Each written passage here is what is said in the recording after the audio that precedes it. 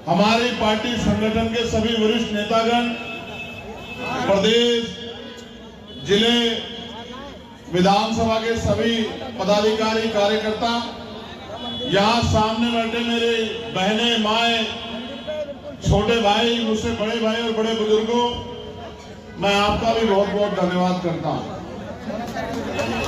अपनी बात को शुरू करते हुए मैं समय समय पर जन्मे सभी संतों, गुरुओं और महान पुरुषों को भी नमन करता हूँ। इसलिए नमन करता हूँ कि उन्होंने अपने पूरे जीवन में अपने लिए ना जी के हम लोगों के लिए बहुत बड़े योगदान दिए हैं। हमें विचार की शक्ति से रास्ता दिखाया है, जिसकी वजह से आज ये सुंदर सुंदर कपड़े हमारे तन पर हैं। मैं आपका पुनः धन्यवाद करता हूं, क्योंकि जब जब दिल्ली में मुझे आपकी जरूरत पड़ी है, आपने हमेशा मेरे सर पे हाथ रख के इन सरकारों को मुंह तोड़ जवाब देने का काम किया है। सुरेश जी यहाँ है, मैं आज भी गवाही दे सकता हूं कि जब दिल्ली में सदगुरु रविदास जी महाराज का गुरु घर आम आदमी पार्टी और भाजपा की सरकार ने मिलकर हमारे पवित्र स्थल को हमसे छीना था, तब आप दिल्ली के लोगों ने पूरे देश से आए हुए लोगों को अपने गुरु घरों में रहने का ठिकाना देके, उनके रोटी पानी रहने की व्यवस्था करके और अपनी शक्ति के बदौलत उस दिन उस सरकार को, जिस सरकार ने आपके 96 बच्चों को जेल भेजने का काम किया था, उस सरकार को घुटने टिकवाने के लिए मजबूर किया था। इसलिए मैं आप गोकर्णपुर वासियों का बहुत बहुत धन्यवाद करता हूँ। मैं जब उधर से आ रहा था तो ये सोच रहा था किससे मिलूं और किससे ना मिलूं। मेरे लिए आप सब लोग मेरे अपने हो, ना कोई छोटा ना बड़ा, क्योंकि हमारे गुरु ने कभी ये सिखाया नहीं, छोटे बड़े की बात ही नहीं सिखाई। और आप ये भी जानते हो कि 16 महीने मैंने जेल काटी, 16 महीने। मैं आपका खून हूं, मैं आपकी औलाद हूं। आप मेरे बड़े हो, बताओ क्या समाज के लिए लड़ाई लड़ना गलत है? क्या समाज में अगर जुल्म हो उनकी आवाज उठाना गलत है? तो मैंने हमेशा कोई ऐसा मामला नहीं रहा जहां हमारे मान सम्मान पे आ चाहिए और मैंने घर में बैठ के तमाशा देखा हो। कोई ऐसा मामला नहीं बता सकते आप मुझे। 16 महीने मैंने जेल काटी और जब दिल्ली में गुरुघर टूटा तो कोई मेरे बदन का हिस्सा ऐसा नहीं बचा। जो लोग मेरे साथ बंद हुए थे उनसे पूछ लेना, जिसको पुलिस की लाठियों का शिकार नहीं होना पड़ा। एक बार में 250 लाठियां पुलिस के लोगों ने सरकार के इशारे पे मुझे और मेरे साथियों को पीटने का काम किया। उनको लगता था कि लाठियों से डर के ये चंद्रशेखर आजाद ये वापस भाग जाएगा, डर जाएगा। वो ये नहीं जानते कि ये चंद्रशेखर आजाद सदगुरु रविदास जी महाराज का अंश है। ये बाबा साहब अम्बेडकर मानव काशीराम साहब का बेटा है। ये भागने वालों में से नहीं है, ये भगाने वालों में से है। ये बात तो है, ये सरकारें भूल गई। आज मैं आपके बीच चुनावी कार्यक्रम में आया, लेकिन आप जानते हो मेरा आपका रिश्ता चुनावी नहीं। लेकिन मैं आपके सामने जो बात रखना चाहता हूं, उस बात का जवाब आज अपने खुद से मांगना, अपने दिल से, कि क्या हम अपने संतों गुरुओं की बात पे है। आज से 600 साल पहले, और अब वो दिन आने वाला है, वो पवित्र दिन 12 तारीख को, जब हम सदगुरु रविदास जी महाराज की जयंती मनाएंगे। पूरी दुनिया में महाराज जी की जयंती मनेगी, लेकिन आप महसूस करो कि 600 साल पहले सदगुरु महाराज ने क्या कहा। जब उनसे पूछा गया इसी तरह की एक सभा में उनके एक अनुयायी द्वारा कि गुरुजी, हम लोग बहुत मेहनत करते हैं, संघर्ष करते हैं, फिर भी हमें रोटी के लिए मोहताज होना पड़ता है, हम पे जुल्म होता है, ऐसा क्यों होता है? ये उन्होंने वाणी के द्वारा सदगुरु जी ने पूछा कि रविदास मानुष सुखी बसनु सुकर है दो ठाव, एक सु स्वराज माही दूसर मरगट गांव।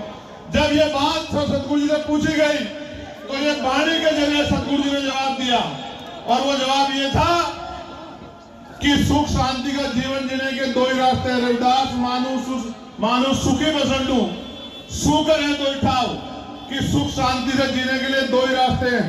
पहला, राज स्वराज माही अपना राज लाओ, और दूसरा मरघट गांव यानी कि शमशान घाट कब्रिस्तान में, यानी कि जीते जी मिलेगा राज में सुख शांति और मरने के बाद मिलेगी शमशान घाट में कब्रिस्तान में। ये बात 600 साल पहले आप किसी संत से, हमारे किसी गुरु से पूछ लेना, वो आपको बता देंगे 600 साल पहले गुरुजी आपको कह के गए कि राज लाओ।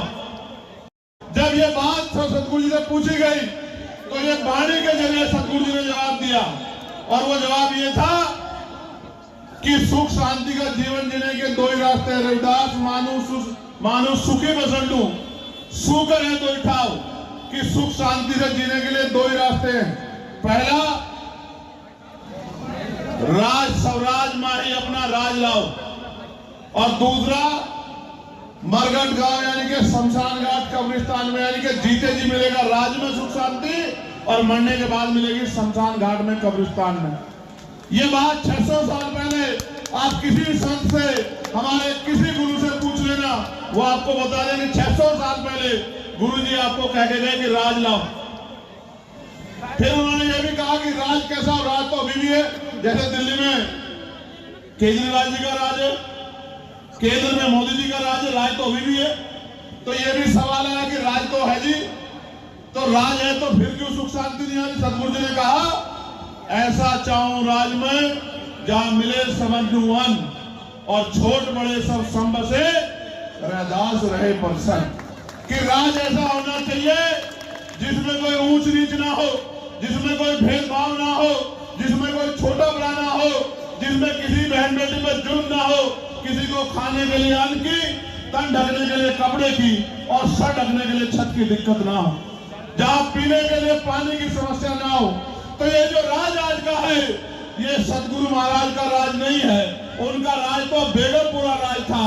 बेगम का मतलब होता है बिना गम का राज, जहां किसी की जिंदगी में कोई गम ना हो, ऐसे राज की कल्पना की थी। आज बताओ, मैं तो दिल्ली घूम रहा हूं, मैं बोराड़ी गया, मैं त्रिलोकपुरी गया, मैं सीमापुरी गया, मैं सादरा गया, सीलमपुर गया, तो मैं देखता हूं जहां मैं पार्लियामेंट में जाता हूं वो दिल्ली तो कोई और है।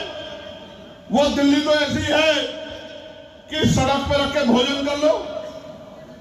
और ये दिल्ली कौन सी दिल्ली है जहां नालियां, गड्ढे, गंदगी, सफाई की व्यवस्था नहीं है, पीने के लिए पानी की व्यवस्था नहीं है, जहां लोग झुग्गी झोपड़ियों में अपने और अपने बच्चों के सम्मान की रक्षा मुश्किल से करते हुए जी रहे हैं। तो मुझे लगा ये दिल्ली वो दिल्ली है जिसमें हमारे लोग रहते हैं, और वो दिल्ली है जिसमें पैसे वाले लोग रहते हैं, जिसमें सरकार के लोग रहते हैं। अगर आप लोगों ने संघर्ष नहीं किया होता, बाबा साहब अम्बेडकर के रास्ते में नहीं चले होते, तो आज ये गुरु घर का निर्माण आप लोग नहीं कर पाते। और आप जानते हो, इस गुरु घर का निर्माण किसी और ने नहीं, आपने अपनी मेहनत की कमाई से किया है। मैं जानता हूं इस बात को, मैं आपके स्वाभिमान की शक्ति को जानता हूं। और ये बात जो मैंने आपसे कही कि महाराज जी कह के गए थे, वही बात बाबा साहब अम्बेडकर ने भी कही, और हूबहू संविधान में लिख दी कि संविधान के आधार पर कोई छोटा बड़ा नहीं होगा, कोई किसी पे जुल्म नहीं कर पाएगा, हर व्यक्ति का सम्मान होगा, सबको समान अवसर मिलेंगे, और हर आदमी पढ़ लिख के आगे बढ़ पाएगा, इज्जत सम्मान की जिंदगी जी पाएगा। और बाबा साहब ने क्या कहा, राजनीति में हिस्सेदारी नहीं करोगे तो उसका सबसे बड़ा दंड ये होगा कि अयोग्य लोग आपके ऊपर शासन करेंगे। बाबा साहब ने यह भी कहा कि political power is the master key, it is the master key by which can you open each and every door for your success. Baba Saheb ने कहा कि राजनीतिक शक्ति वो सुनहरी चाबी है जिसके जरिए आप अपनी सारी समस्याओं का हल निकाल सकते हो। मैं आपको लगातार कहता आ रहा हूं कि आपने शक्ति किसी और के हाथ में दे रखी है, और आप चंद्रशेखर आजाद की तरफ उम्मीद लगा के देखते हो कि चंद्रशेखर आजाद आपकी समस्याओं का हल कर दे। मैं आपको गारंटी से कहता हूं, एक मौका आप चंद्रशेखर आजाद को दे के देखो, फिर आप बताना आपकी की समस्याओं का हल होता है नहीं होता है, कि आपका हाथ किसी आगे फैलता है, फिर आप मुझसे सवाल करना। मैं तो पार्लियामेंट में हूं, आप जानते हो दिल्ली के मेरे लोगों, क्या बताओ मुझसे ज्यादा कोई लड़ता है गरीबों के लिए पार्लियामेंट में? क्या कोई सवाल खड़ा करता है सरकार से? और लगातार मैं कोशिश करता हूं कि आपकी तकलीफें दूर हो, लेकिन आप सोचो ये तब हालात है जब शक्ति उनके पास है। पार्लियामेंट में हूं, आप जानते हो दिल्ली के मेरे लोगों, क्या बताओ मुझसे ज्यादा कोई लड़ता है गरीबों के लिए पार्लियामेंट में? क्या कोई सवाल खड़ा करता है सरकार से? और लगातार मैं कोशिश करता हूं। बाबा साहब ने यह भी कहा कि political power is the master key, it is the master key by which can you open each and every door for your success.